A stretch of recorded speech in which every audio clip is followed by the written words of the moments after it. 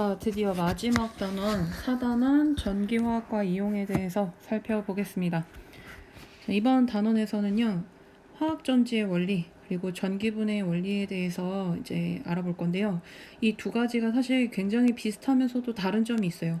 그래서 이 원리에 대해서 우리가 살펴보면서 여러분들이 어떤 점이 비슷하고 어떤 점이 다른지 한번 생각해 보시면 좋겠고요. 마지막으로 수소 연료 전지에 대해서 설명하고 단원 마무리하도록 하겠습니다. 자, 먼저 화학 전지의 원리에 대해서 이야기를 해볼게요. 이 화학 전지의 원리를 처음으로 발견한 사람이 이제 볼타라는 과학자인데요. 이 볼타라는 이 말이 우리한테 좀 익숙하게 다가올 거예요. 왜냐면 그 전압의 단위로 우리가 쓰고 있는 볼트 있죠. 이 볼트가 볼타라는 과학자 이름을 따서 만든 거기 때문에 이 볼타가 굉장히 친숙할 거예요. 근데 이제 볼타가 어떻게 해서 화학 전지를 개발하게 됐는가, 이제 그 이야기를 해보자면, 서로 다른 종류의 두 금속이 있어요. 이제 얘네를 서로 연결을 했을 때, 이때 이 금속 사이에서 기전력이 발생하는 현상을 발견을 합니다. 쉽게 말하면 이제 전압이 걸렸다는 거죠. 근데 이게 그냥 금속만 붙여놓은 게 아니라 사실 전해질이 있는 상황에서, 전해질에 두 금속이 맞닿아 있을 때 얘네들 사이에서 이제 기전력이 발생했다는 건데요. 이걸 설명을 할 때 이제 어떤 식으로 설명했냐면, 이 금속이 전해질과 맞닿아 있는 부분에서 뭔가 화학 작용이 일어나게 되고 그 화학 작용에 의해서 기전력이 발생했다라고 설명을 했어요. 그래서 이때 발생하는 화학 작용이 바로 이제 산화환원 반응인 거죠. 네, 우리가 1학년 때도 배웠고 2학년 때도 배웠던 이 산화환원 반응 있잖아요. 이게 바로 우리가 앞으로 살펴볼 화학전지 원리의 핵심 원리가 됩니다. 자, 그러면 우리가 배웠었던 이 산화환원의 정의를 다시 한번 정리를 해볼게요. 어떤 물질이 무엇과 결합할 때 우리가 산화라고 표현을 했었죠? 네, 산소였죠, 산소. 그리고 어떤 물질이 무엇을 잃었을 때 산화라고 했었는지 기억나시죠? 네, 전자였죠. 산소와 결합하거나 전자를 잃으면 산화수가 증가하게 되죠. 이걸 산화라고 표현했고, 그 다음에 환원은 산소를 잃거나 전자를 얻었을 때 산화수가 감소하게 되고, 이걸 환원이라고 불렀었죠. 네. 이 산화환원의 개념을 실제 금속들 간의 반응으로 한번 적용을 해서 생각을 해볼게요. 자, 이 반응을 지금 탐구 실험을 통해서 보고 있는데, 이 탐구의 제목이 좀 바뀌었어요. 이게 오타가 있는데요. 금속의 반응성 비교하기 라는 주제로 지금 알아보는 탐구 실험입니다. 몇 가지 이 수용액들이 있는데요. 이 수용액에는 각각 아연, 철, 구리 이런 금속 이온들이 포함되어 있어요. 여기에다가 이제 금속판을 넣어주게 되는데요. 황산 아연 수용액에다가는 지금 철판과 구리판을 넣었대요. 그랬을 때 지금 변화가 없거든요. 둘 다 변화가 없고, 이번에는 황산철 수용액에 아연판과 구리판을 넣었더니 이 철이 석출되는 반응이 진행이 됐고, 그 다음에 아래 구리판을 넣었을 때는 변화가 없었다고 합니다. 자, 그리고 황산구리 수용액에 아연판과 철판을 넣었을 때 여기서는 둘 다 변화가 일어났어요. 그래서 구리가 석출되고 또 여기서도 구리가 석출이 됐다는데, 자, 이걸 한번 나눠서 생각을 해볼게요. 자, 변화가 없는 거 번호를 매겨보면 1, 2, 3, 4, 5, 6이라고 했을 때 1번, 2번, 4번은 변화가 없었어요. 그리고 변화가 있는 거는 3번, 5번, 6번이죠. 자, 그러면 변화가 없다는 거는 이제 이 아연과 철 또는 아연과 구리, 얘네들끼리 서로 반응성을 비교해 봤을 때 아연 이온 상태로 존재하는 게 더 유리하다는 거죠. 이제 이 아연이 석출되지 않고 철과 구리가 그대로 금속 상태로 있는 걸 봤을 때 이 아연이 더 이온화된 상태로 존재하는 게 유리하다라고 판단을 할 수가 있겠죠. 그리고 3번과 4번도 보면은 3번은 이제 철이 포함되어 있는 용액에서 아연을 넣었을 때 철이 석출이 됐어요. 그 얘기는 무슨 얘기냐? 아연 이온으로 존재하는 게 더 유리하다는 거죠. 철보다는. 그리고 철 이온과 구리가 서로 산화하는 반응 하게 된다면 철이 더 이온 상태로 존재하는 게 유리하다라는 거를 알 수가 있고, 그래서 변화가 없었던 거죠. 그리고 황산구리의 경우에는 구리 수용액, 그리고 아연, 그리고 구리 수용액, 철판 둘 다 구리가 석출이 됐어요. 그 얘기는 무슨 얘기냐? 네, 아연이 이온으로 존재하는 게 더 유리하고, 그리고 또 철이 이온으로 존재하는 게 더 유리하다라는 걸 알 수가 있어요. 네, 그래서 이렇게 변화가 일어난 것들의 번호를 한번 잘 기억해 봅시다. 3번, 5번, 6번. 자, 이렇게 변화가 일어난 곳에서의 화학 반응식을 한번 나타내 볼게요. 3번, 5번, 6번. 자, 3번에서는 황산철과 아연판, 황산철 수용액과 아연판 반응해서 철이 석출이 됐어요.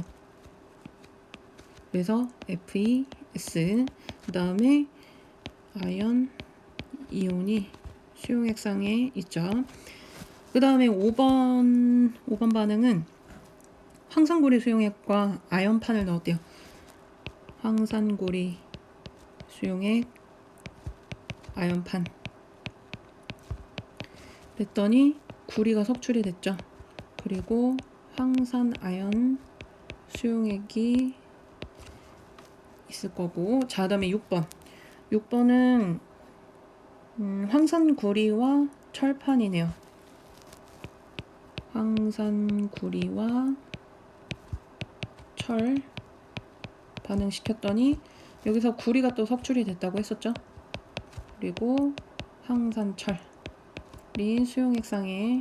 수용액으로 존재할 거예요. 자, 그래서 이 반응을 통해서 우리가 무엇을 알 수 있느냐? 아연하고 철하고 있을 때 지금 아연이 더 이온 상태로 존재하는 것이 유리하다라는 거고요. 아연과 구리가 있을 때 아연이 더 이온화된 상태로 존재하기 쉽다는 거고, 철과 구리가 있을 때는 철이 더 이온 상태로 존재하는 게 쉽다라는 거예요. 자, 그래서 이 실험 결과를 이용해서 철, 아연, 구리 얘들을 산화되기 쉬운 것부터 순서대로 나열해보자 라고 했어요. 그래서 철과 아연을 비교했을 때는 산화되기 쉬운 건 아연이죠. 왜냐면 우리가 전자를 잃었을 때 산화되었다고 표현을 하잖아요. 그래서 전자를 잃고 양이온으로 존재하는 그런 물질들이 산화가 됐다고 봐야겠죠. 그래서 철보다는 아연, 그리고 구리보다는 아연, 그리고 구리보다는 철이 산화되기 쉽다라고 표현할 수 있고, 요 세 가지를 종합해서 써보면 가장 이온화되기 쉬운 거, 산화되기 쉬운 게 아연이죠. 그 다음이 철이고, 그 다음이 구리가 되겠죠. 네, 이렇게 이제 나열을 해주시면 되겠습니다. 자, 이 다음으로 넘어가 보면 아연과 황산구리 수용액의 반응을 조금 더 자세하게 뜯어본 그런 그림이 있어요. 그래서 이를 보면은, 자, 황산구리 수용액에 아연판을 넣었어요. 근데 이 황산구리에서 이 구리 이온 때문에 용액이 푸른 색깔을 띠게 되죠. 그래서 우리가 상식적으로 이건 이미 알고 있을 거예요. 자, 근데 이때 앞에서 살펴봤듯이 구리와 아연, 이 둘 중에서 더 산화되기 쉬운 거는 아연이죠. 그래서 여기 아연이 이제 산화가 됩니다. 그러면 아연 이온이 되고, 이때 전자 2개를 내놓게 돼요. 근데 이 전자 2개를 누가 받느냐? 바로 용액 속에 있던 구리 이온이 받게 되죠. 그래서 이 구리 이온이 전자 두 개를 받아서 구리로 석출이 됩니다. 네, 이런 반응이 일어나는데 이게 바로 아연의 산화 반응. 아연은 전자 두 개를 내놓으면서 산화가 일어나게 되고, 그리고 구리는 전자 두 개를 받으면서 환원이 되는 거죠. 이때 서로 주고받는 이 전자의 개수, 얘는 똑같아야 되죠. 그래서 우리가 앞에서 식을 이 6번처럼 6번이 아니구나. 6번이 아니라 5번이죠. 5번. 5번식처럼 이렇게 써줄 수도 있지만 이렇게 따로따로 떼어서도 써줄 수가 있죠. 산화환원이 어떻게 일어났는지 이렇게 써줄 수 있고요. 자, 이 반응이 계속해서 일어나면 구리가 점점 더 많이 석출이 되겠죠. 구리가 더 많이 석출이 되고 용액 속에 있던 이 구리 이온의 숫자는 감소할 거예요. 그러면 원래 구리 이온 때문에 파란색을 띠게 된다고 했었는데 그 파란색이 점차 옅어지겠죠. 옅어질 거고, 그리고 이 아연 이온의 숫자는 점점 늘어날 겁니다. 자, 그리고 이 구리는 붉은색을 띠는 금속이죠. 그래서 붉은색을 띠는 고체가 이 아연판에 이제 석출이 돼서 덕지덕지 붙을 겁니다. 이런 현상을 육안으로 관찰할 수가 있을 거예요. 자, 이렇게 우리가 앞에서는 아연과 구리 이 두 가지 금속의 반응성만을 비교해 봤는데요. 다른 많은 종류들의 금속의 반응성을 비교해 보면 이렇게 나열을 할 수가 있어요. 그래서 화원에서 이 산화환원 파트에서 이 순서를 외우는 사람들도 분명히 있을 거예요. 그래서 다시 한번 상기를 시켜보면 칼칼나마, 알라, 철니, 주납, 수구, 수은, 백금. 물론 여기 수소는 금속은 아니지만 어떤 산화환원이 일어나는 그 수용액에서 또 H+를 포함하고 있는 경우들이 굉장히 많이 있기 때문에 수소도 포함해서 같이 순서를 외워주게 되죠. 자, 이렇게 해서 나열한 순서가 바로 이온화 경향 순서대로 나열한 거라고 보시면 돼요. 일반적으로 금속 원소는 전자를 잃고서 양이온이 되려고 하는 경향이 강하죠. 그래서 이런 경향이 강하면 강할수록 이 앞쪽에 배치가 되고요. 그런 경향이 낮을수록 뒤쪽에 배치가 됩니다. 그래서 이때 이 나열 순서를 가지고 이온화 경향을 또 예측을 할 수가 있어요. 누가 산화되고 누가 환원되는지. 예를 들어서 우리가 앞에서 살펴본 것처럼 아연과 구리,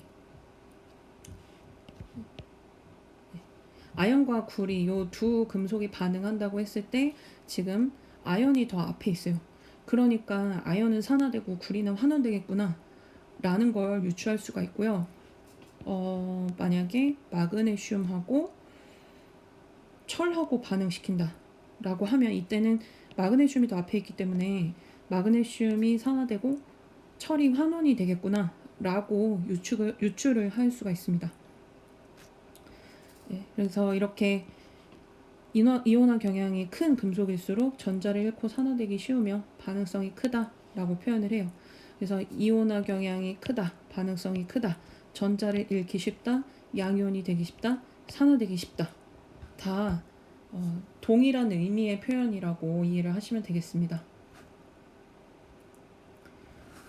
자, 이렇게 금속들끼리 서로의 반응성을 비교할 때는요, 사실 금속 고체끼리 반응한다기보다는요, 금속과 금속 염수용액 사이에서의 반응으로 이제 보통 비교를 하거든요. 자, 그래서 수용액 속에 녹아있는 금속 이온하고 그 다음에 고체로 들어가는 금속, 얘네 둘을 비교를 할 때 지금 임의의 원소기호 M과 N으로 표현했어요. 근데 이때 반응성은 M보다 N이 더 큰 상태예요.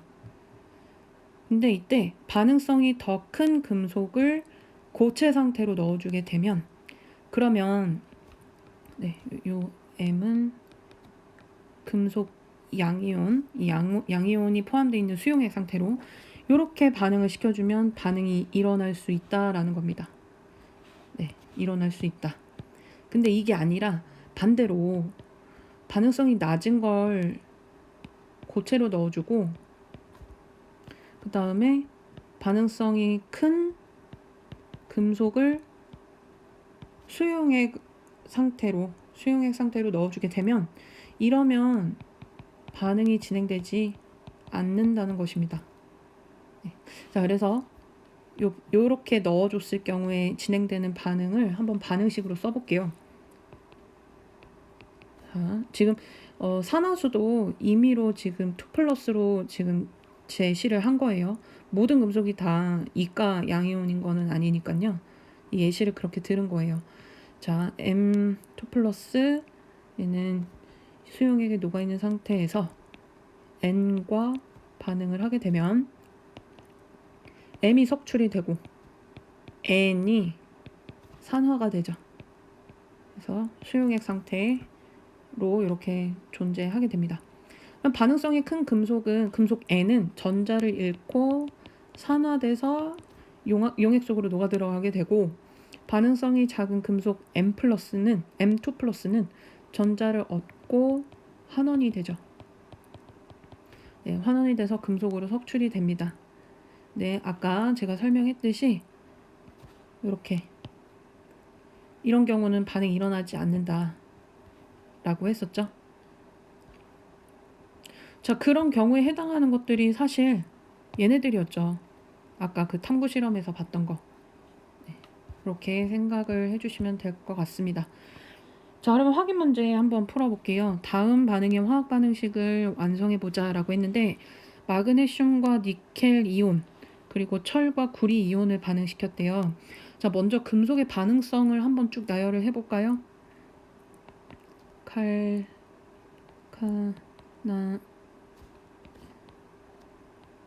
나마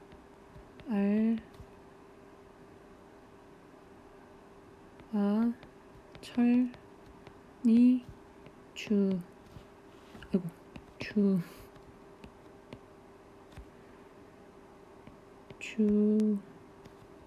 납, 수, 구, 수, 은, 백, 금. 네, 이렇게 나열을 쭉 해봤고요. 마그네슘하고 니켈하고 반응을 시켰는데 지금 반응성이 큰 금속이 고체로 존재를 하죠. 그러면 반응이 진행되겠네요. 그래서 마그네슘은 전자를 잃고서 수용액으로 녹아 들어갈 것이고 네, 니켈이 전자를 받겠죠. 전자를 받고서 금속으로 석출이 될 겁니다. 자, 그리고 이번에는 철과 구리를 반응을 시켰대요. 근데 이때 니켈이 아니죠. 네, 철이죠. 철이 더 반응성이 큰 금속인데 얘를 금속 상태로 넣어줬네요. 고체 상태로 넣어줬으면 그러면은 산화하는 반응이 진행될 수 있겠네요. 그래서 철이 산화가 되고 구리가 환원이 되겠죠. 네, 이렇게 반응식을 써줄 수 있겠습니다. 네, 이렇게 지금 산화하는 산화하는 반응이 어떤 건지를 좀 살펴봤는데 이 원리를 이용해서 바로 화학전지를 만들게 됩니다. 그래서 화학전지라는 거는 정의가 이렇게 돼요. 산화하는 반응을 이용해서 화학 에너지를 전기 에너지로 전환하는 장치입니다. 그리고 이때 이 산화하는 반응 되는 정도가 금속들마다 다 다양해요. 금속마다 다르니까 이때 어떤 금속을 쓰느냐에 따라서 이때 화학 에너지가 전기 에너지로 전환될 수 있는 그 에너지의 크기도 달라지게 돼요. 네. 자, 일단 기본 구성을 한번 볼게요. 기본 구성은 반응성이 서로 다른 두 금속을 전해질 용액에 담그고 있어야 돼요. 그리고 도선으로 연결을 해주면 됩니다. 자, 이때 주의해야 될 게 있는데요.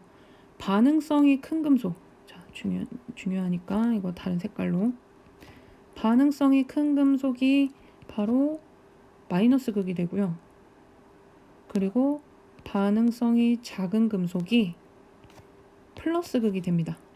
자, 이게 왜 그렇게 되느냐? 우리가 중학교 때부터 배웠을 거예요. 전류의 이동 방향. 전류의 이동 방향은 플러스 극에서 마이너스 극이죠.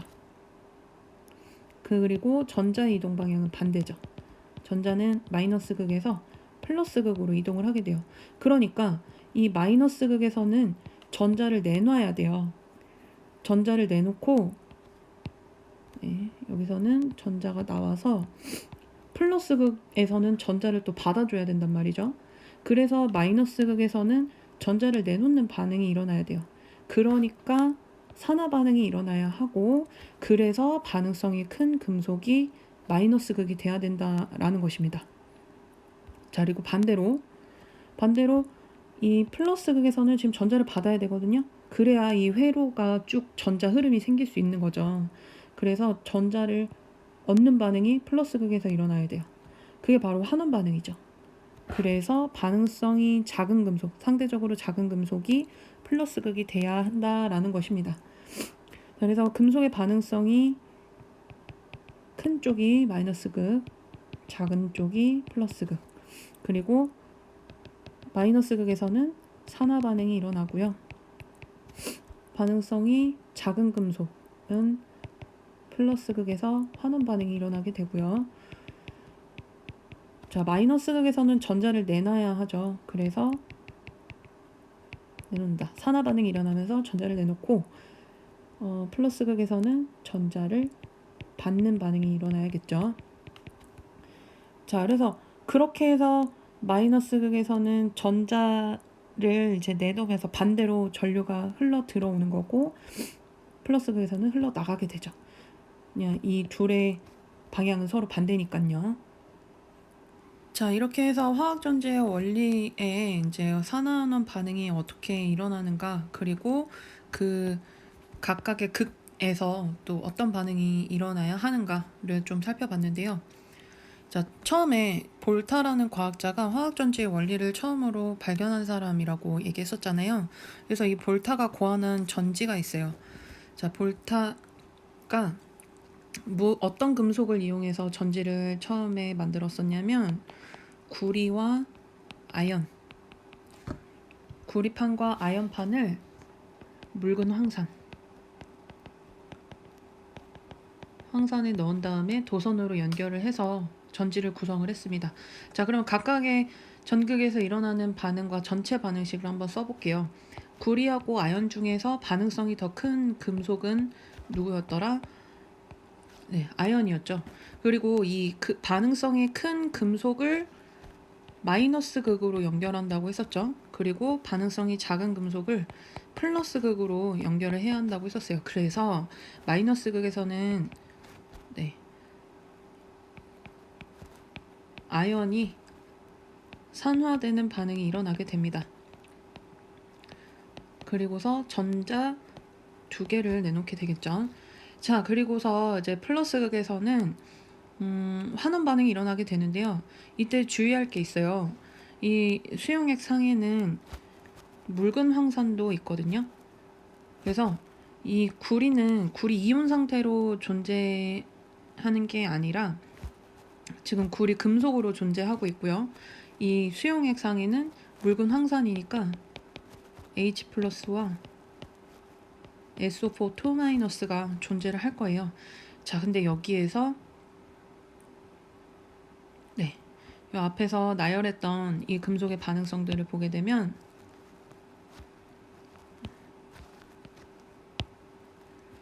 금속의 반응성을 보게 되면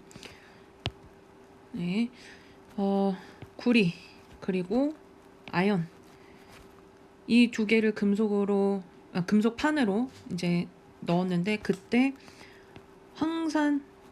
묽은 황산 수용액이기 때문에 이 수소 이온도 함께 존재를 하는 상황에서 이 세 가지가 서로 산화환원 반응 경쟁을 할 거란 말이에요. 자, 그러면 이때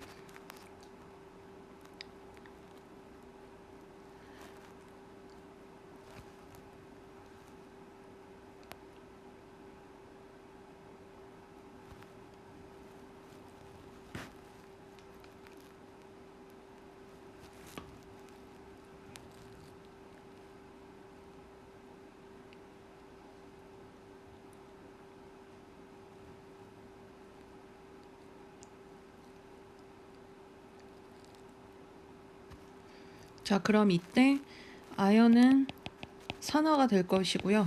그 다음에 구리는 이미 금속 상태로 존재하기 때문에 더 환원이 될 수 없고 이 수소 이온이 환원이 될 겁니다. 그래서 플러스 극에서 일어나는 반응은요, 수소 이온, 이 수소 이온이 전자를 받아요. 전자를 받아서 수소 기체를 만들게 됩니다. 근데 이때 전자 2개를 내놓으면서 산화가 일어났기 때문에 환원 반응도 전자 2개를 받아야 돼요. 그래서 앞에 개수 2씩을 써줘야겠죠. 전체 반응을 쓰게 되면은요, 아연하고 수소 이온, 얘네들이 서로 전자를 주고받습니다. 그리고 수소 기체, 이렇게 완성된 전체 반응식을 쓸 수가 있고요. 지금 아연하고 구리하고 경쟁하는 거기 때문에 구리가 환원이 돼야 된다라고 생각할 수도 있지만, 지금 구리도 금속 상태고 아연도 금속 상태예요. 그렇기 때문에 구리는 더 이상 환원이 될 수 없고요. 대신에 이제 이 수소 이온이 환원이 되는 거죠. 자, 근데 이때 이 발생하는 수소 기체가 이제 분극 현상이라는 걸 초래하거든요.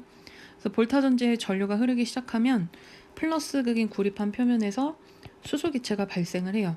근데 이 수소 기체가 구리판을 둘러싸게 되면 이때 이 용액 속에 있는 수소 이온이 전자를 받는 이 반응을 방해하게 돼요. 그러면 이 회로 전체적으로 전자를 내놓는 것과 전자를 받는 것이 원활하게 일어나야 되는데, 그런 과정을 지금 방해하고 있기 때문에 전압이 급격하게 낮아지는 그런 현상이 나타납니다. 이걸 바로 분극 현상이라고 표현을 해요. 그래서 볼타 전지를 구성하고 나서 초기 전압을 재보면은 1.1V 정도가 나오는데, 이 분극 현상에 의해서 0.4 정도까지 떨어진다고 합니다. 자, 그래서 이런 현상을 막기 위해 감극제라는 걸 넣어주게 되거든요. 그래서 이 분극 현상을 해소하기 위해서 구리판을 둘러싼 이 H2 기체를 이제 없애줘야겠죠. 얘를 산화시켜서 물로 만들어주는 반응을 하는데요. 이때 산화시킨다 라는 건 이제 산소하고 반응을 시키면 되겠죠. 그래서 산소를 잘 제공할 수 있는 이산화 망가니즈, 과산화 수소, 이런 것들을 이제 넣어주게 돼요. 이런 애들이 이제 산화제로 작용을 하면서 분극 현상을 해소시켜주죠. 이런 애들을 감극제라고 부릅니다. 자, 이제 그림이랑 한번 연계해서 볼타 전지의 원리를 설명을 해볼게요. 자, 기본적으로 전류의 이동 방향은 마이너스 극에서 플러스 극이죠. 이쪽 방향으로 지금 전류가 흐를 거예요. 전자가 흐를.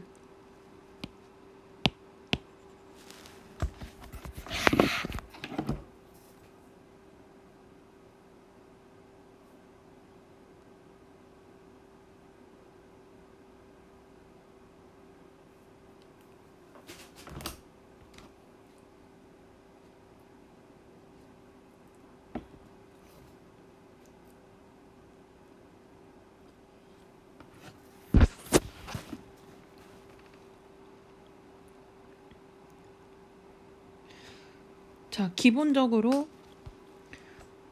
전류의 이동 방향은 플러스에서 마이너스죠. 그래서 전류는 플러스에서 마이너스로, 그러니까 지금 플러스 극에 구리판을 연결했고 마이너스 극에 아연판을 연결했거든요. 그래서 구리판에서 아연판 쪽으로 흐르게 될 거고요. 반대로 전자는 마이너스에서 플러스로 흐르죠. 그래서 아연판에서 구리판으로 이동을 하게 됩니다. 자, 이때 전자를 내놓는 마이너스 극에서는 산화 반응이 일어나야겠죠. 산화 반응. 그래서 이온화 경향이 더 큰 금속을 넣어줘야 돼요. 연결을 시켜줘야 되죠. 그래서 아연이 마이너스 극으로 연결이 되고, 이때 아연판에서는 산화 반응이 일어나면서 이 용액 속으로 아연 이온이 녹아 들어가게 돼요. 그러면 이 아연판의 질량이 어떻게 될까요? 얘는 점점 감소하는 현상이 일어나겠죠. 자, 그리고 구리판은 어떻게 될까를 좀 살펴보면은요. 구리판에서는 구리가 전자를 받는 게 아니었죠. 이 용액 속에 존재하고 있던 이 수소 이온들이 전자를 받았죠. 얘네들이 전자를 받았죠. 네, 그래서 이때 H2 기체가 발생을 하게 돼요. 그래서 지금 기포가 뽀글뽀글 올라오고 있는 게 보이시죠? 이때 구리판의 질량은 일정하죠.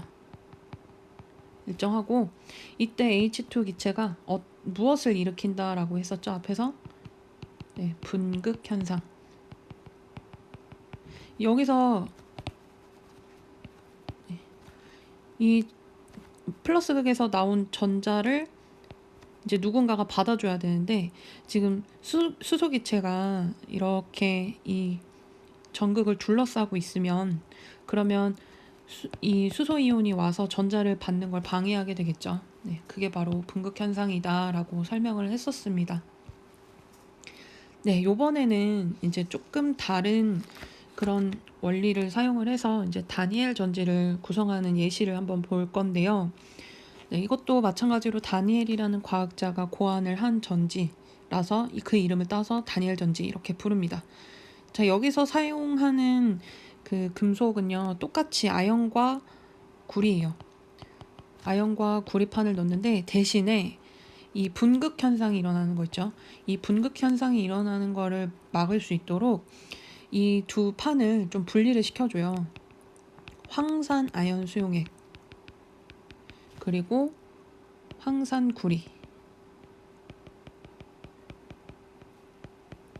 네, 황산 구리 수용액에 이제 구리판을 넣습니다. 그러니까 아연 이온이 포함되어 있는 수용액에 아연판을 담그고요. 구리 이온이 포함되어 있는 수용액에 구리판을 담급니다. 네, 이렇게 해서 도선을 연결한 다음에요. 염다리도 또 설치를 해줘야 돼요. 이 염다리가 무엇인지 이따가 또 자세하게 설명을 할게요. 자, 이번에는 각각의 전극에서 일어나는 반응식도 아까 그 볼타 전지와는 좀 달라요. 사용하는 금속의 종류는 똑같은데 이제 또 금속의 각각의 극에서 일어나는 반응 다른데 자, 어떻게 다른지를 좀 살펴보면요. 먼저 마이너스 극은 똑같습니다. 더 산화되기 쉬운 금속 아연이 산화되면서 전자를 2개 내놓습니다. 자, 그리고 이제 플러스 극에서는 전자를 받는 반응이 일어나야 되는데요. 이때 구리와 황산구리 이게 동시에 존재를 하거든요. 그러니까 이 용액 속에 구리 금속과 그리고 구리 이온이 동시에 존재를 해요. 이 상태에서는 자, 이 구리 이온이 바로 전자를 받을 수 있는 역할을 이제는 할 수가 있겠죠. 그래서 구리 이온이 전자를 받고 구리로 석출이 됩니다. 네, 그래서 전체 반응식을 써주면 아연 금속과 구리 이온 얘네들이 전자를 주고받으면서 아연은 산화되고 그리고 구리는 석출된다. 네, 이렇게 표현을 할 수가 있습니다. 네, 이제 이 반응을 그림이랑 같이 한번 살펴볼게요. 자, 먼저 전자가 이동하는 방향은 이 마이너스 극에서 플러스 극으로 가게 되죠. 그래서 이 아연판에서는 산화 반응이 일어나죠. 그래서 아연이 산화되고 이온으로 용액 속으로 녹아 들어가기 때문에 아연판의 질량은 감소하는 현상이 일어날 겁니다. 자, 그리고 플러스 극에서는 이제 환원 반응이 일어나야죠. 그래서 여기서는 구리 이온, 이 구리 이온이 전자를 받게 되죠. 아까 볼타 전지 같은 경우는 수소 이온이 전자를 받았어요. 근데 네, 다니엘 전지에서는 네, 이 구리 이온이 전자를 받게 되죠. 그래서 구리판의 질량이 증가하는 현상이 일어나게 되죠. 볼타 전지에서는 일정했었어요. 구리판이 질량이 일정했죠. 그냥 수소기체만 발생을 했기 때문에 근데 다니엘 전지에서는 구리가 석출이 되면서 구리판이 질량이 증가할 거고요. 그리고 또 하나 이 구리 이온이 점점 사라질 거기 때문에 파란색이 옅어질 겁니다. 그리고 아까도 잠깐 언급이 됐었는데 자, 이 염달이라는 게 있어요. 요 가운데에 U자관으로 연결되어 있는 게 염달이거든요. 네, 이 염다리가 하는 역할은 전하 균형을 맞춰주는 거예요. 지금 여기서는 전자가 이제 나올 거고 플러스에서는 전자를 받을 거예요. 근데 이 전자를 계속해서 구리 이온이 받게 되는데 이때 이 용액 속에 존재하는 구리 이온이 다 사라지게 되면 이제 그러면 이 회로가 계속 구성이 되질 않는 거죠. 전체적인 이 전하의 흐름이 이어지지가 않는 거죠. 그런 일을 막기 위해서 이 염다리가 존재를 하는 겁니다. 이 염다리 안에는 보통은 이제 뭐 KCl 이런 것들을 녹인 한천 을 관 안에다 넣고 굳힙니다. 그럼 이 안에는 이제 양이온과 음이온이 존재하는 상태가 되는데요. 자, 이때 이온들의 그 이동 방향이 어떻게 되느냐?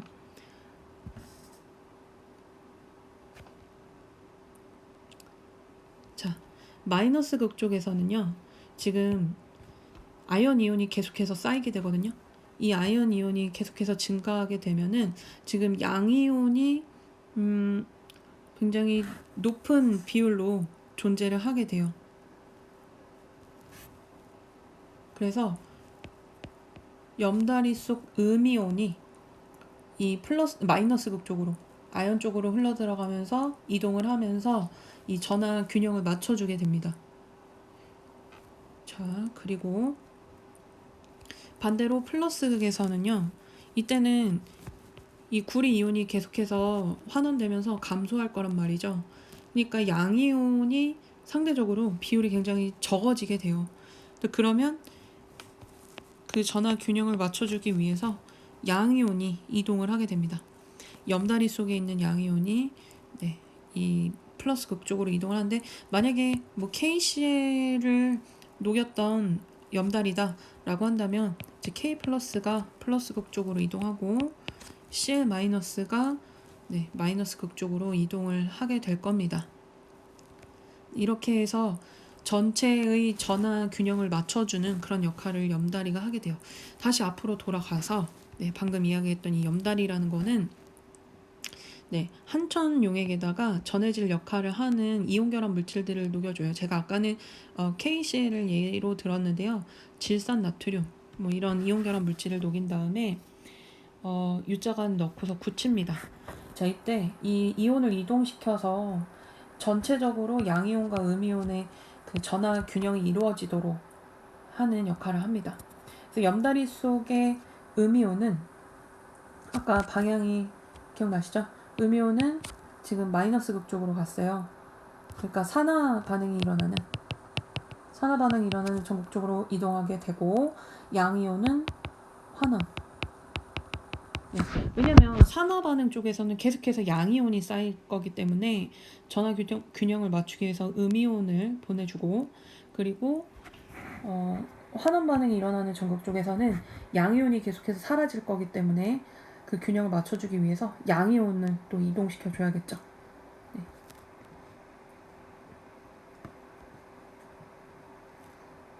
자, 이렇게 해서 염다리를 설치하는 방법도 있고요.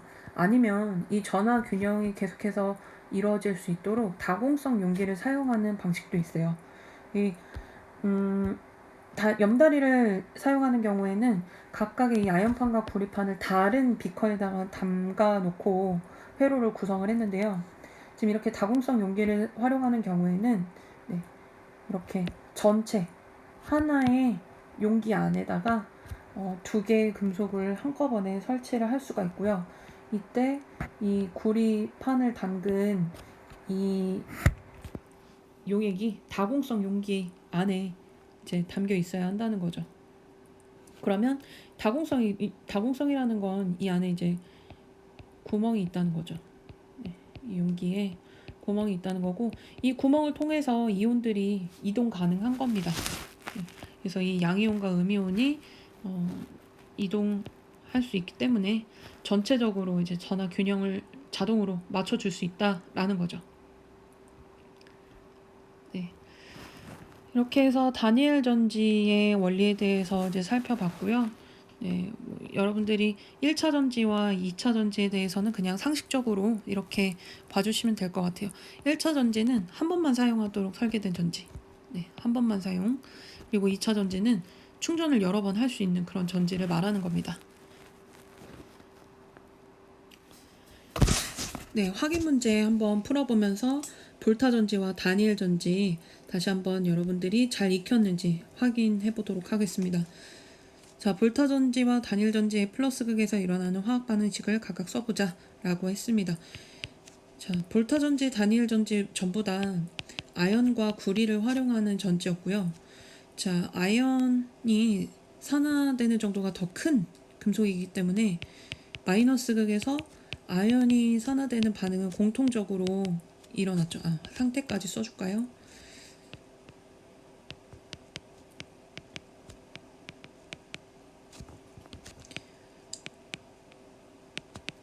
네, 이렇게 공통적으로 마이너스 극에서는 반응이 이렇게 진행이 될 거고요. 자, 플러스 극에서는 이야기가 다르죠. 여기서는 이제 환원이 일어날 건데, 볼타의 경우, 볼타 전지의 경우, 볼타 전지에서는 황산 수용액을 썼어요. 묽은 황산을 썼기 때문에 여기서는 수소 이온이 전자를 받죠. 근데 전자 2개를 내놓기 때문에 여기서도 전자 2개를 받아야 돼요. 그래서 개수 2씩 써주고 수소 기체가 발생을 하죠. 그래서 이것 때문에 분극 현상이 나타났죠. 자, 그리고 다니엘 전지. 다니엘 전지에서는 여기서는 황산구리 수용액에다가 그 구리 전극을 담갔단 말이죠. 그러면 여기서는 이제 구리 이온이 전자를 받게 되죠. 그래서 구리가 석출이 되죠. 근데 이때 계속해서 지금 양이온이 사라지는 상황이기 때문에 전하 균형이 맞질 않아요. 그래서 염다리를 설치해서 양쪽 비커에 전하 균형을 맞춰주게 되죠. 네, 이렇게 해서 지금 화학 전지의 원리들을 살펴봤고요. 자, 이번에는 전기분해의 원리를 살펴보도록 하겠습니다.